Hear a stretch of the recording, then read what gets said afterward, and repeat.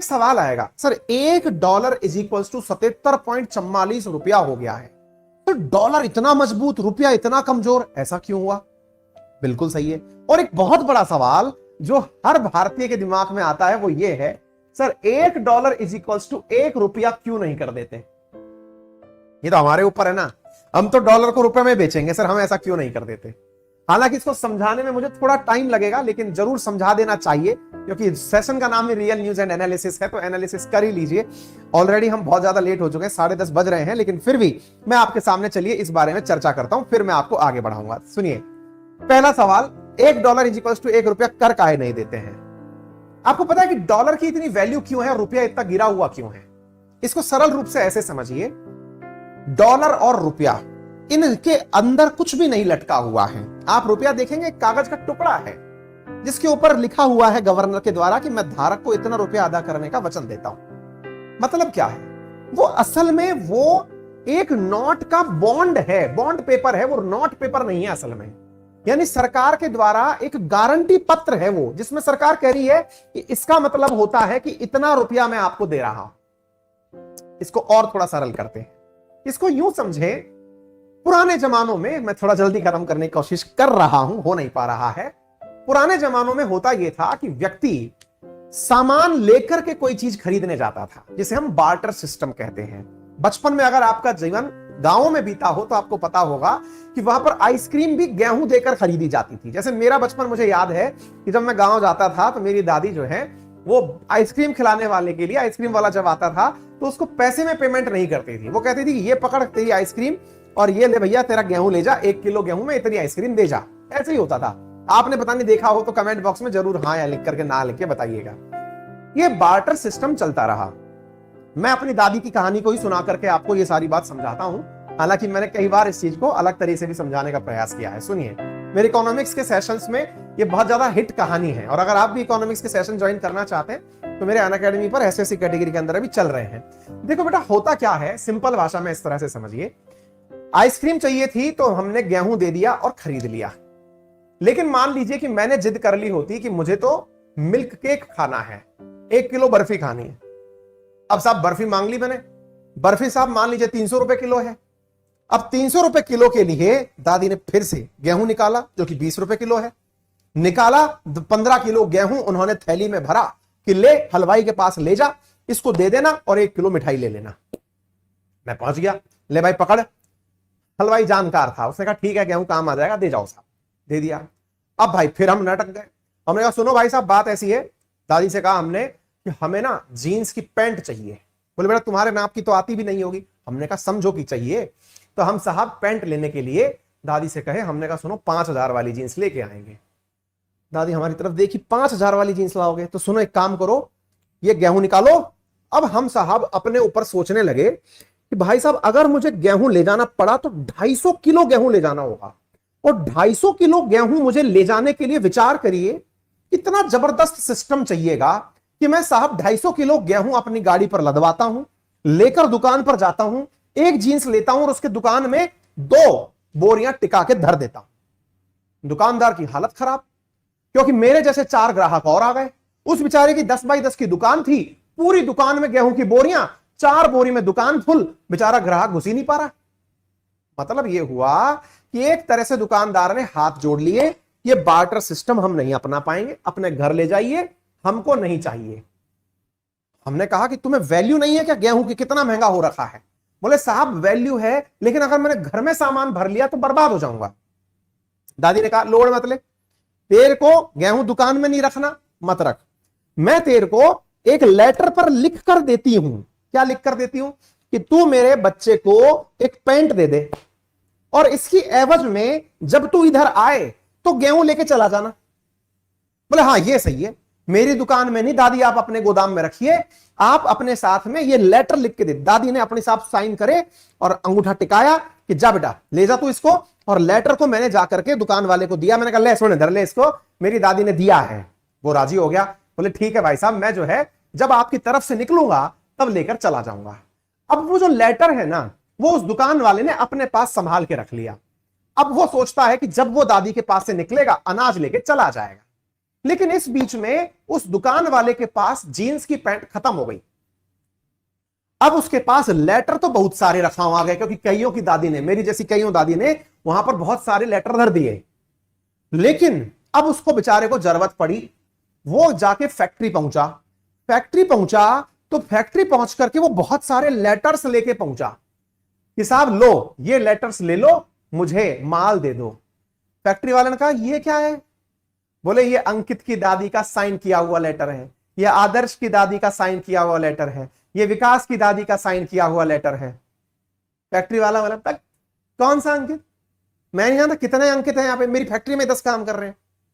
हमने यार ये बेइज्जती कर दी यार तुमने, दादी को वैल्यू नहीं दे रहे हो। अरे भैया दादी बहुत है इसमें, किसकी दादी को माने?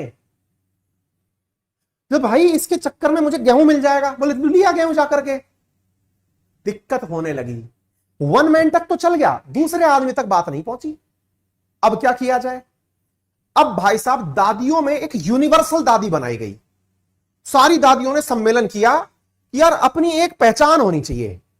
पहचान होनी चाहिए मतलब अगर साइन कर दिया तो बिल्कुल बिल्कुल वो बाहुबली वाली दादी की तरह हो, मेरा वचन ही है शासन, ठीक है ना? शिवगामी देवी। तो एक शिवगामी देवी जैसी दादी बनाई गई, जो अगर उसने मोहर कर दी कि सुन इसको पहचान लेना। अब साहब शिवगामी देवी जो है वो तो भल्लाल देव के शासन में ही चल रही थी, लेकिन अगर अब वो फैक्ट्री वाला भी बात मान गया शिवगामी देवी की हस्ताक्षर देख करके कि ठीक है गेहूं रखा है, मान लिए।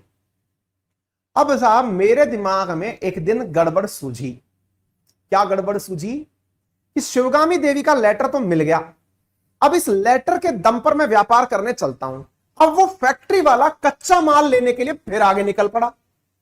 वो उस लेटर को, शिवगामी देवी वाले लेटर को ले जा करके दिखाना शुरू किया सब जगह कि ये देखो मेरे पास लेटर है, कच्चा माल दे दो, जब कभी जाओ तो गेहूं ले जाना। अब भाई वो जो फैक्ट्री वाला है वो रहता राजस्थान में था, अब वो दक्षिण भारत में चला गया। वहां जाकर के कहता है देखो मेरे पास शिवगामी देवी का लेटर है, आप लोग जब जरूरत पड़े गेहूं ले जाना। उन सब किसानों ने कहा सुनो महाराज, शिवगामी देवी से हमारा प्रणाम भेजना और कहना माता जी हम गेहूं को लेकर के दक्षिण भारत तक आएंगे ना, इतने में गेहूं भी खत्म हो लेगा और हम भी, ये नहीं हो पाएगा। बोले अरे बात तो तुम भी सही कह रहे हो। मतलब इस प्रकार के सिस्टम में कुछ लिमिटेशंस थी। तो फिर क्या किया जाए? फिर फैक्ट्री का मालिक पहुंचा सरकार के पास। सरकार के पास जाकर के शिवगामी देवी का लेटर दिया कि सर देखो मेरी बात पर तो वो यकीन कर नहीं रहे, आप एक काम करो ना, गेहूं तो गोदाम में भरे हुए हैं, ये लेटर आप अपने पास ले लो और जब भी किसी को पेमेंट करना हो ना, आप अपने किसी आदमी को बोल देना, वहां पे कर देगा, वही गेहूं पहुंचा देगा।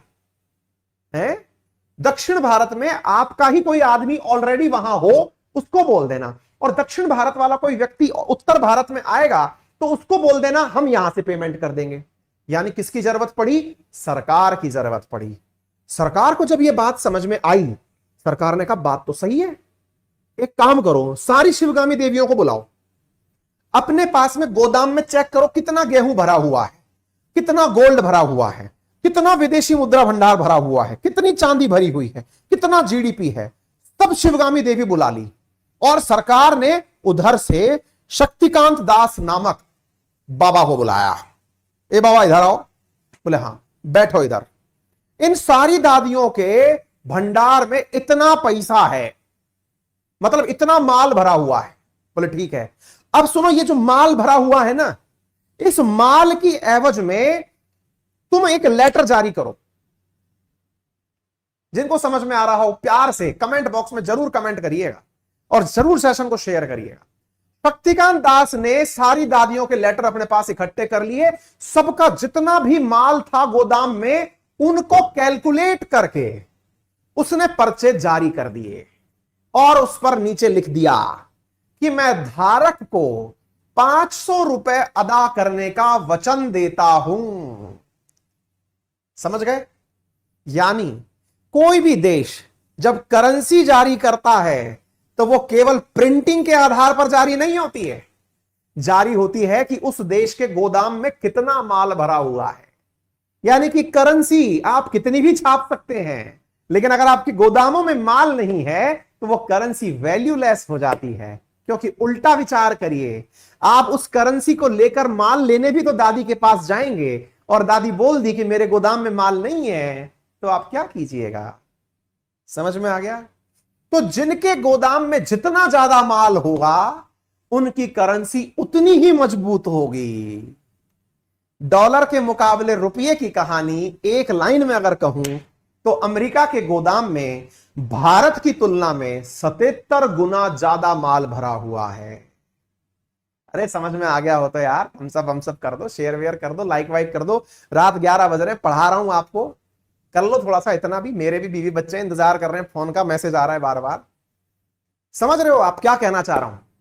कुल मिलाकर के कहने का अर्थ यह है कि रुपया और डॉलर की जो कहानी अगर आपको समझ में आई हो तो एक बहुत बड़ा मैंने आंसर देने का प्रयास किया है कि रुपया वर्सेस डॉलर का यह अंतर क्यों है।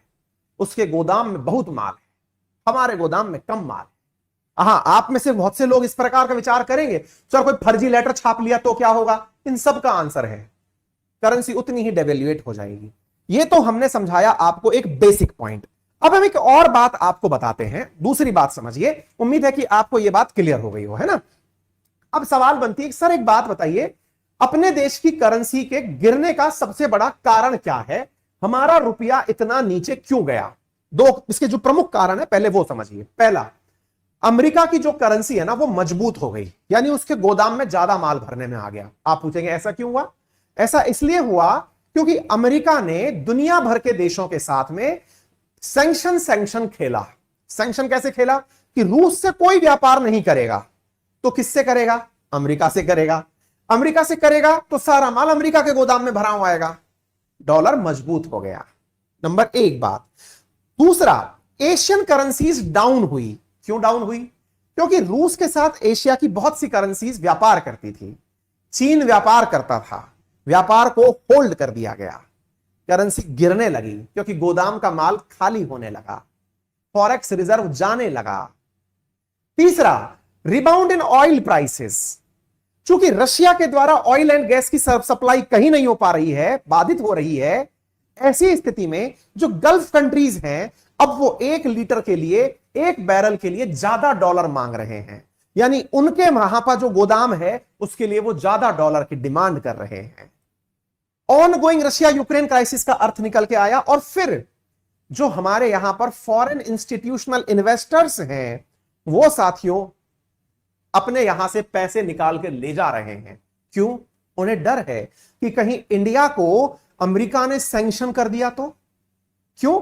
क्योंकि इंडिया अभी तक रशिया के मामले पर चुप नहीं हुआ है, यानी अमेरिका से डरा नहीं है।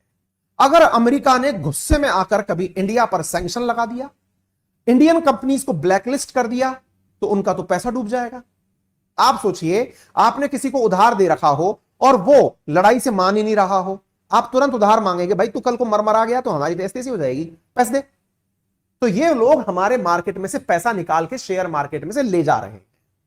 और वर्तमान समय में खुद हमारी आरबीआई ने भी रेपो रेट बढ़ा दी है, अर्थात उन कंपनीज को जो अभी बिजनेस मिल रहा था वो थोड़ा ठंडा पड़ेगा। क्यों? क्योंकि इन्फ्लेशन कंट्रोल करने के लिए आरबीआई ने रेपो रेट पर कंट्रोल किया है।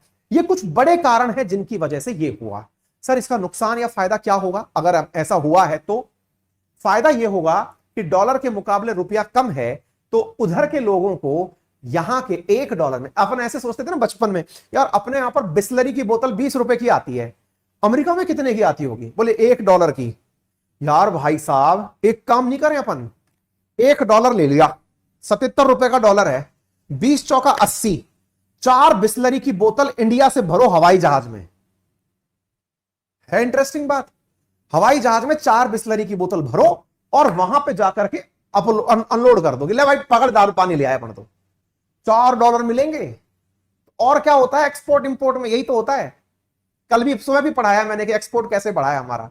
मतलब समझिए कि अगर हमको यह बात समझ में आ गई तो उनके 1 डॉलर में भारत में बहुत सारा माल उनको मिल रहा है, क्योंकि हमारे तो रुपये में आज भी बिस्लरी 20 रुपए की है, डॉलर 80 रुपए भी पहुंच जाएगा, उस दिन भी 20 की होगी, डॉलर 70 का था उस दिन भी 20 की थी। तो हमारे यहां तो सोचो कि अगर डॉलर 60 का था तो भी 20 की थी, हमारे 60 का था तो 3 बोतल मिल रही थी, 80 का हो गया तो 4 बोतल मिल रही है, सामने वाले को तो मुनाफा हो गया। अरे बोले भरो। ऐसी स्थिति में एक्सपोर्ट बढ़ता है, निर्यात बढ़ता है और वो बढ़ रहा है। उम्मीद है कि आपको यह बात समझ में आ रही हो। क्लियर? तो यहां पर एक्सपोर्ट इंक्रीज होगा। नंबर दूसरा, इंपोर्टर्स के लिए नुकसान होगा। इंपोर्टर्स कैसा? अब बेचारा कोई पैसा से सामान मंगा रहा है, वो बेचारा पहले 70 रुपए का माल मंगाता था $1 में, अब उसको 80 रुपए में मंगाना पड़ेगा, मतलब उसका इंपोर्ट महंगा हो जाएगा हमारा।